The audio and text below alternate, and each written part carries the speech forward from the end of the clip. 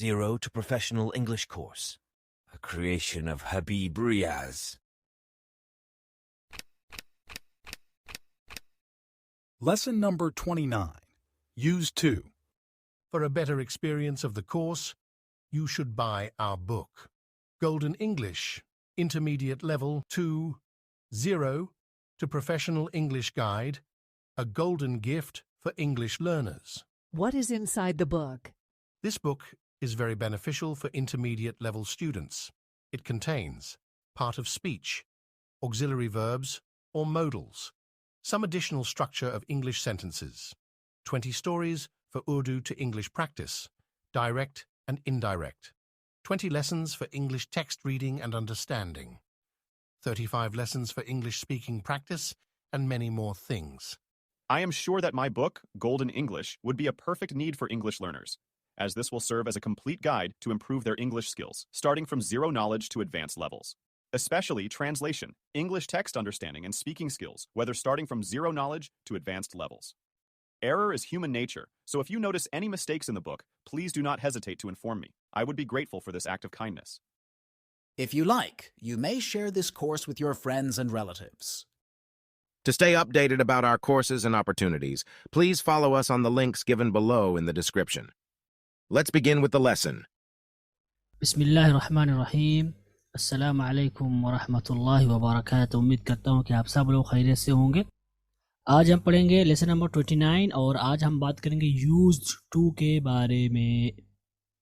Okay, लेकिन उससे पहले रिवाइज करना चाहेंगे। कल हमने जो गुफ्तगू की थी वो बी गोइंग टू को लेकर बात की थी हमने, और मैंने बताया था बी गोइंग टू का अगर हम माना निकालें तो ने वाला, ने वाली वगैरह होगा। और बी गोइंग टू को हम एज इट इज़ इस्तेमाल नहीं करते हैं, बल्कि इसको हम बदल लेते हैं ज़माने के अतबार से। अगर हम इसको प्रेजेंट में इस्तेमाल करें तो हम कर देंगे इज़ आर एम गोइंग, और इसका तर्जुमा हो सकता है करने वाला हूँ, करने वाली हूँ, उसी तरह से करने वाले हैं। अगर आप इसको पास्ट में इस्तेमाल करें तो इसका तर्जुमा होगा वाज या वर गोइंग टू। आप कहेंगे करने वाला था, करने वाली थी, करने वाले थे। अगर आप इसको फ्यूचर में ले जाएं तो शैल बी या विल बी गोइंग हो जाएगा। जैसे कि आप कहेंगे करने वाला होगा, करने वाली होगी, करने वाले होंगे, वगैरह वगैरह। वाज़ेह। अब use of be going to के बारे में हमने क्या बताया था कि इसका अगर हम इस्तेमाल प्रेजेंट में करें तो इसका इस्तेमाल हम प्रेजेंट में करते हैं तो इज़ आर एम हो जाता है। और लेकिन अगरचे हम इसका इस्तेमाल प्रेजेंट में तो करते हैं, लेकिन इसका जो माना होता है वो ये होता है कि हम वो काम फ्यूचर में करेंगे, और वो फ्यूचर कौन सा होगा? बहुत करीब होगा, बिल्कुल करीब होगा। ओके, जैसे कि I am going to open a new shop in the market का मतलब ये है कि मैं बाज़ार में एक दुकान खोलने वाला हूँ। यहाँ पर खोलने वाला हूँ आप तर्जुमा करेंगे, या खोलने जा रहा हूँ भी आप कर सकते हैं, उर्दू में बोलते हैं। लेकिन यहाँ पर ये मतलब नहीं होगा कि आप रास्ते में जा रहे हैं, बल्कि यहाँ पर मतलब होगा कि आप खोलेंगे जल्दी इंशाल्लाह। ओके, अगर इसका इस्तेमाल हम पास्ट में भी कर सकते हैं, और विल का इस्तेमाल यानी कि हाँ, आगे मैंने बताया कि विल को और बी गोइंग टू को हम कैसे इस्तेमाल करेंगे, यानी दोनों का माना फ्यूचर ही का होता है, लेकिन कैसे हम फ़र्क करेंगे। तो एक फ़र्क ये है कि विल का इस्तेमाल हम करीब और बाय दोनों के लिए कर सकते हैं। जैसे आई विल ओपन शॉप, कि मैं एक दुकान खोलूँगा टुमारो, कल। आप ये भी कह सकते हैं I will open a shop after 2 years, ठीक है। लेकिन बी गोइंग का इस्तेमाल आप कब करेंगे? जी बिल्कुल करीब हो, जैसे कल ही का माना हो, तो वहाँ पर इसके लिए हम इसका इस्तेमाल करेंगे।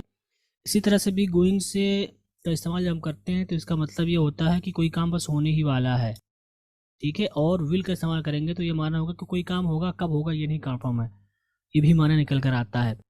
और एक और फ़र्क है वो ये है कि विल का इस्तेमाल हम उस वक्त करते हैं जब हम पहले से कोई प्लानिंग ना किए हों, और जबकि बी गोइंग का इस्तेमाल उस वक्त करते हैं जब हम उसकी प्लानिंग कर लिए हों। ओके, और मैंने मिसाल के साथ आपको समझाया था, उम्मीद करता हूँ कि आपको समझ में आया होगा।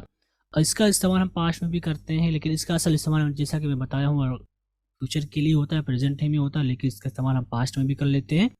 जैसे कि आप वाज वर में इसको बदल देंगे, और इसका इस्तेमाल आप करेंगे माजी में कोई आप काम करने वाले थे उसको बतलाने के लिए, और इसका इस्तेमाल आप फ्यूचर में भी कर सकते हैं। फ्यूचर के लिए आप करेंगे विल या शैल बी गोइंग, और फ्यूचर में कोई काम आप हो रहा होगा ये माना बताने के लिए भी हम इसका इस्तेमाल करते हैं। और ये हमारा खुलासा था, उम्मीद करता हूँ आपको समझ में आया होगा। ओके गाइस, तो चलिए शुरू करते हैं अपना आज का होमवर्क। उम्मीद करता हूँ कि आपने होमवर्क किया होगा, और हमारा पहला होमवर्क है translate the following sentence into Urdu में हमें तर्जुमा करना है, जिसमें से हमारा पहला जुमला है Sulaiman will be going to see the doctor. तो इसका तर्जुमा करते हुए हम कैसे कहेंगे? हम कहेंगे सुलेमान डॉक्टर के पास जाने ही वाला होगा। यहाँ पर जाने ही वाला होगा, ये तर्जुमा करने के लिए आपने विल बी गोइंग का इस्तेमाल किया। हमारा अगला जुमला है was Dawood going to wash his hand when the water stopped. तो हम कहेंगे जब पानी आना बंद हुआ तो क्या उस वक्त दाऊद हाथ धुलने वाला था? ओके, यानी पानी बंद हो गया, स्टॉप पानी बंद हो गया। यहाँ पर मैंने कर दिया पानी आना बंद हो गया, यानी पानी रुक गया का क्या मतलब होगा? स्टॉप टू कम है ना। यहाँ पर मैंने जब पानी आना बंद हुआ मैंने कर दिया है, इसका मतलब वही है स्टॉप, पानी रुक गया। तो क्या दाऊद उस वक्त हाथ धोने ही वाला था, नहीं धोने के कगार पर था जब पानी बंद हुआ। ठीक, हमारा अगला जुमला है we are going to the UK next week, where will you go. तो हम कहेंगे हम सब अगले हफ्ते बरतानिया जा रहे हैं, आई मीन जाने वाले हैं, और तुम कहाँ जाओगे? ठीक है, तो वहाँ पर चूँकि उसकी प्लानिंग नहीं थी विल इस्तेमाल किया हमने, वेयर विल यू गो। हमारा अगला जुमला है will Sarfaraz be going to tell the story at this time. तो हम कहेंगे क्या सरफराज इस वक्त कहानी कहने ही वाला होगा? टेल द स्टोरी, कहानी कहना या कहानी सुनाना भी आप कर सकते हैं। ओके गाइस, तो ये हमारे होमवर्क थे जिनका हमने तर्जुमा के आगे चलते हैं और अंग्रेज़ी में तर्जुमा करते हैं। हमारा पहला जुमला है मैं दरवाज़ा खोलने ही जा रहा था लेकिन तुमने घंटी बजा दी। तो हम कहेंगे I was going to open the door but you rang the bell. Okay, हमारा अगला जुमला है क्या वो लोग परसों हज के लिए जाने वाले हैं? तो हम कैसे कहेंगे आर दे गोइंग फॉर हज आफ्टर टुमारो। हमारा अगला जुमला है ज़ीशान घर जाने वाला था लेकिन उसे छुट्टी नहीं मिल सकी। तो आप कैसे कहेंगे? आप कहेंगे Zeeshan was going to go home but he could not find leave. यहाँ पर इसको आप दूसरे तरीके से भी बना सकते हैं जिसको इंशाल्लाह पढ़ेंगे। Zeeshan was about to go home भी बोलते हैं। ठीक, हमारा अगला जुमला है अब्दुल अव्वल मैनेजर को बस फ़ोन करने वाला ही होगा। अब्दुल अव्वल मैनेजर को बस फ़ोन करने वाला ही होगा। ओके, जैसे कि हम कहेंगे Abdul Awwal will be going to call the manager. Abdul Awwal will be going to call the manager. हमारा अगला जुमला है बेटा तुम्हारा वक्त जल्दी ख़त्म होने वाला है। तो इसको हम कहेंगे dear son your time is going to end soon. Dear son your time is going to end soon. बेटा तुम्हारा वक्त जल्द ही ख़त्म होने वाला है या जल्दी ही ख़त्म होने वाला है। ओके गाइस, तो ये हमारा होमवर्क था। उम्मीद कि आपने ऐसा ही किया होगा। ओके गाइस, तो चलिए शुरू करते हैं अपना आज का सबक। और जैसा कि हमारा आज का सबक है 29 और आज हम बात करेंगे यूज्ड टू के बारे में। What does used to mean? Used to का क्या मतलब होता है? यूज्ड टू का अगर हम मतलब निकालें तो हम कह सकते हैं करता था, क्या करता था, आदि था। ठीक है, ये तीन माने हम इसका निकाल सकते हैं, करता था, क्या करता था, या आदि था, या आदत थी। ठीक है, तो यूज टू का क्या माना है? करता था, क्या करता था, आदि था, आदत थी। ये चार मानी यानी चार तरह से आप इसका तर्जुमा कर सकते हैं यूज्ड टू का। लेकिन अगर यूज टू को अगर हम ऐसे ही मान लें एज अ वर्ड माने तो इसका क्या माना होगा? तो कहेंगे यूज टू का मतलब इस्तेमाल किया जाना। यूज टू चूँकि थर्ड फॉर्म है, इस्तेमाल किया जाना या इस्तेमाल शुदा, तो ये अलग चीज़ है। बट एज अ मॉडल अगर हम इसको देखेंगे यूज टू को तो इसका माना क्या निकल कर आएगा? करता था, क्या करता था, आदि था, या आदत थी। तो गोया कि यूज टू को हम अगर इस्तेमाल करें अपने जुमले में तो यहाँ पर ये चार तरह से हम इसका तर्जुमा कर सकते हैं। आगे हम बात करेंगे यूज ऑफ यूज टू को। यूज टू को हम हर जगह इस्तेमाल नहीं कर सकते। इसका क्या तरीका? इसको हम कब इस्तेमाल करते हैं? यूज टू को उस वक्त इस्तेमाल करते हैं जब हम माजी की अपनी किसी आदत को बतलाना चाह रहे हों या किसी ऐसे काम को बतलाना चाह रहे हों जो बार बार वो काम हो रहा था माजी में, तो इसको बतलाने के लिए हम यूज टू का इस्तेमाल करते हैं। ओके, माजी में किसी काम के बार बार होने से मुतालिक या आपकी किसी आदत को बतलाना चाह रहे हैं आप, उस वक्त हम यूज टू का इस्तेमाल करते हैं। ओके, जैसे कि वो पहले रोज़ाना फजर बाद कुरान की तिलावत किया करता था। तो पहले की बात चल रही है, पहली चीज माजी हो गई। दूसरा, तिलावत क्या करता था, मतलब आदत बतला रहे आप, यानी मुसलसल वो काम क्या करता था। तो इस जुमले को बताने के लिए, इस जुमले को कहने के लिए, या इस जुमले को बनाने के लिए इंग्लिश में आप कैसे कहेंगे? आप कहेंगे he used to recite the Holy Quran after Fajr daily. He used to recite the Holy Quran after Fajr daily. Okay, तो यहाँ पर ये तर्जुमा है। तो इसका तर्जुमा करते हैं हम कैसे कहेंगे? हम कहेंगे he used to, उसकी आदत थी, आप कर सकते हैं, recite the Holy Quran, Quran करीम की तिलावत करने की, आफ्टर फजर, फजर बाद रोज़ाना। ठीक है, तो वो पहले फजर बाद रोज़ाना कुरान करीम की तिलावत किया करता था। He use to recite the holy Quran, वो कुरान करीम की तिलावत किया करता था या करता था आफ्टर फजर डेली, फजर बाद रोज़ाना। वो पहले का तर्जुमा मैंने यहाँ किया, बिफोर आप यहाँ पर कर सकते हैं, बिफोर यानी पहले ज़माने में, पिछले ज़माने में। बिफोर आप यहाँ पर ऐड कर दीजिए तो आपका पहले आ जाएगा। ठीक है, before he use to recite the holy Quran after Fajr daily, कि वो पहले कुरान करीम की रोज़ाना तिलावत किया करता था। अब इसको आप करती थी भी आप कर सकते हैं। ओके, हमारा अगला जुमला है, हमारी अगली मिसाल है, जब वो छोटा था तब वो लोगों को गाली दिया करता था। ठीक है, गाली दिया करता था, आप कैसे बनाएंगे? आप उसको बनाते हुए कहेंगे When he was child, जब वो छोटा था, he used to abuse the people, वो लोगों को गाली दिया करता था। अच्छा, जब वो छोटा था, इसका आपने कहेंगे when he was small, कर सकते हैं, बट चाइल्ड आएंगे, बचपन में थे। छोटा का मतलब यहाँ पर जब वो बच्चा था, ये माना है। तो यहाँ पर मैंने कहा when he was child, जब वो छोटा था या जब वो बच्चा था, he used to abuse the people, वो लोगों को गाली दिया करता था। तो used to वो किया करता था, अब्यूज गाली, फिर गाली देना, गाली दिया करता था, द पीपल लोगों को। क्लियर? आगे हम बात करेंगे कि अगर यूज, ये सारी मिसालें मैंने आपको किस में दी? अफर्मेटिव में दी। लेकिन अगर हम यूज टू को नेगेटिव में लें या इंट्रोगेटिव नेगेटिव, क्योंकि इसमें आ जाता है इसलिए मैं वहाँ पर नहीं लिख रहा हूँ। अगर हम इसको नेगेटिव में इस्तेमाल करें या इंट्रोगेटिव में इस्तेमाल करें तो इसके दो तरीके हैं। पहला तरीका है कि आप यूज टू ही को हेल्पिंग वर्ब माने। क्या करें? आप यूज्ड टू को ही हेल्पिंग वर्ब माने और आप अपना नेगेटिव बनाएं। जैसे कि आप कहेंगे जब वो बच्चा था तब वो गाली नहीं दिया करता था या नहीं देता था। ठीक, तो यहाँ पर आपने नहीं का तर्जुमा किया। इसको आप कैसे बनाएंगे? आप कहेंगे he used not to abuse the people when he was child. तो गोया कि आपने यूज्ड टू को ही हेल्पिंग वर्ब माना और आपने इन दोनों के बीच में नॉट को लिखा। He used not to abuse the people when he was child, जब वो बच्चा था तब वो गाली नहीं दिया करता था या नहीं देता था। Used not to abuse, वो गाली नहीं दिया करता था। तो यहाँ पर आपने used को ही बना लिया।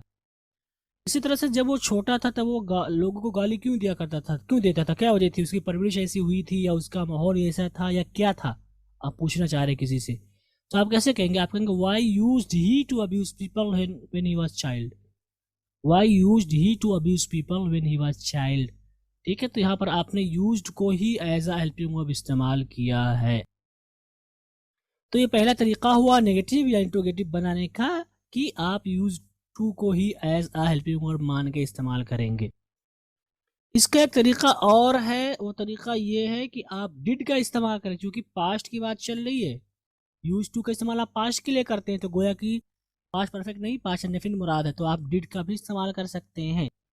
और डिड का अगर आपने इस्तेमाल कर लिया तो वहां पर यूज्ड टू के बजाय क्या हो जाएगा? यूज्ड टू हो जाएगा। याद रखें, यूज्ड के बजाय क्या हो जाएगा? यूज हो जाएगा। क्योंकि डिड आ जाएगा तो हमेशा वर्ब की फर्स्ट फॉर्म लाएंगे।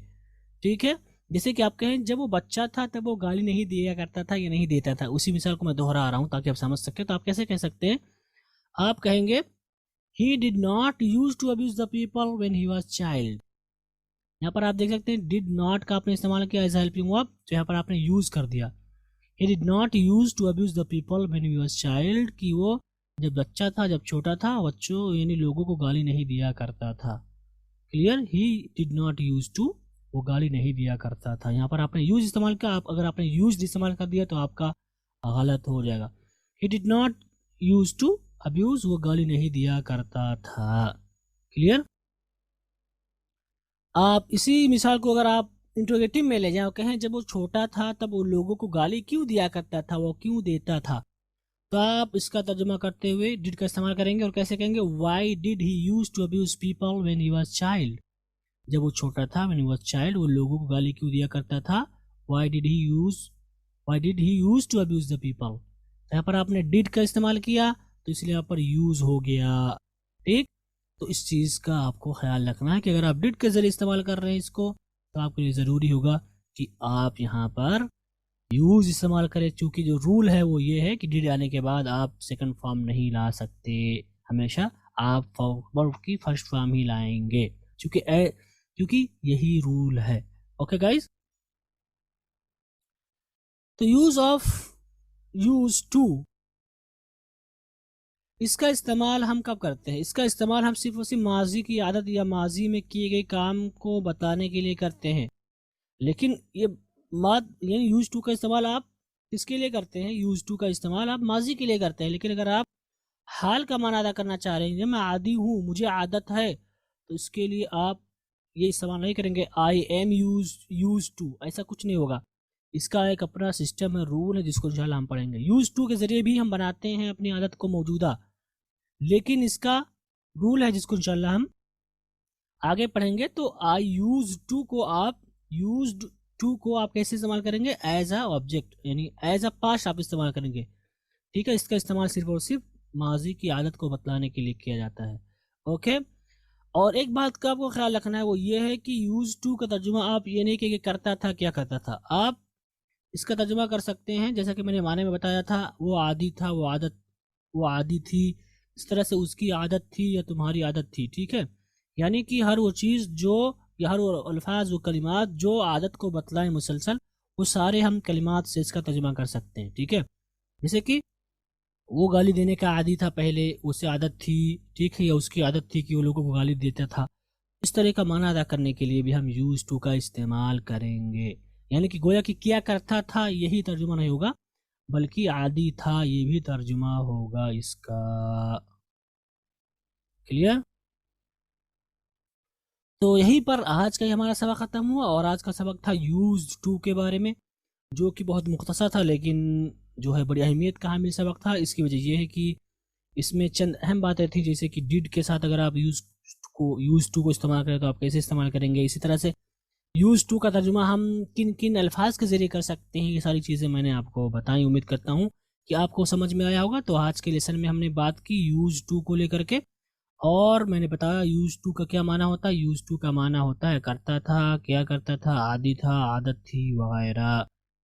ओके, इसी तरह से यूज टू का इस्तेमाल हम कब करते हैं? इसका इस्तेमाल उस वक्त करते हैं जब हम माजी की किसी आदत को बतलाना चाह रहे हो, या कोई काम मुसलसल हो रहा था उसको आप बतलाना चाह रहे हैं, तो उस वक्त इसका इस्तेमाल करते हैं। और अगर आप यूज टू को नेगेटिव और इंट्रोगेटिव में इस्तेमाल करना चाहते हैं तो इसके दो तरीके हैं। पहला तरीका है यूज टू को आप खुद ही एज आ हेल्पिंग वर्ब या ऑक्सिलरी वर्ब माने, और दूसरा तरीका है कि आप डिड को एज आ हेल्पिंग वर्ब इस्तेमाल करें। और डिड को एज आ हेल्पिंग वर्ब इस्तेमाल करने की सूरत में आपके लिए ज़रूरी होगा कि आप यूज टू इस्तेमाल करें, यूज्ड टू नहीं होगा। ओके गाइज, और आगे मैंने बताया कि यूज टू का इस्तेमाल आप माजी की आदत को बतलाने के लिए करेंगे। आप इसका इस्तेमाल यानी यूज टू का इस्तेमाल हाल के लिए नहीं कर सकते हैं। इसी तरह से आप आदी हो जाएंगे, इसके लिए भी यूज टू का इस्तेमाल नहीं करेंगे। इसका अपना एक अलग तरीका है, इंशाल्लाह उनको हम सीखेंगे। और एक बात का आपको और ध्यान देना है, वो ये है कि आप करता था या करती थी या क्या करता था वगैरह ही से इसका तर्जुमा नहीं करेंगे हमेशा, बल्कि आप कह सकते हैं आदी था, उसे आदत थी वगैरह, इन सब से भी कह सकते हैं। ओके गाइस, तो इन्हीं के साथ आज का हमारा सबक ख़त्म हुआ। उम्मीद करता हूँ कि आपको समझ में आया होगा। अगर आपके पास कोई सवाल है तो आप कर सकते हैं, आप कमेंट कर सकते हैं। ओके गाइस, तो चलिए अब हम आगे चलते हैं और अपना आज का होमवर्क करते हैं। और ये आपके सामने 10 जुमले हैं, इनका आपको उर्दू में तर्जुमा करना है। चलिए एक एक करके पढ़ते हैं। हमारा पहला जुमला है He used to smoke when he was with his friends. She did not used to like mutton korma, but she does now a lot.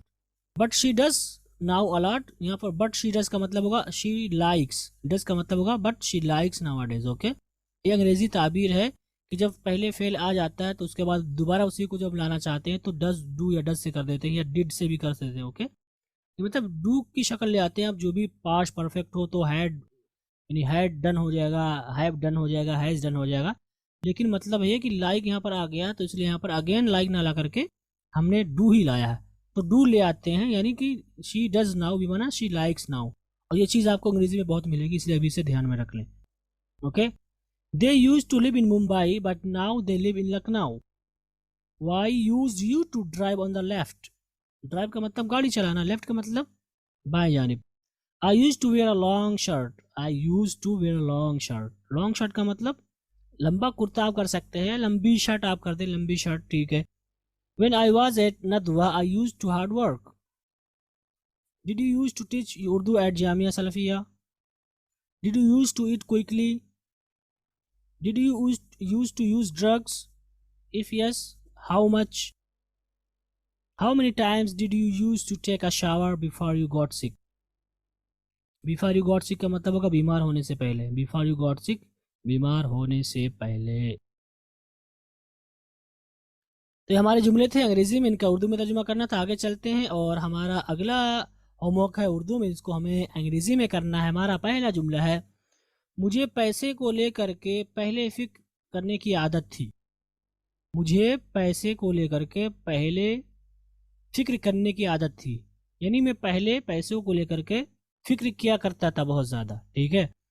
यहाँ पर पैसे को लेकर के फिक्र करने की आदत थी, क्या क्या तर्जुमा होगा? अगर आप इसको थोड़ा सा और लंबा करें तो आप कैसे कहेंगे कि पैसे को लेकर के मैं बहुत ज़्यादा फिक्र किया करता था पहले, ये माना है, ठीक है।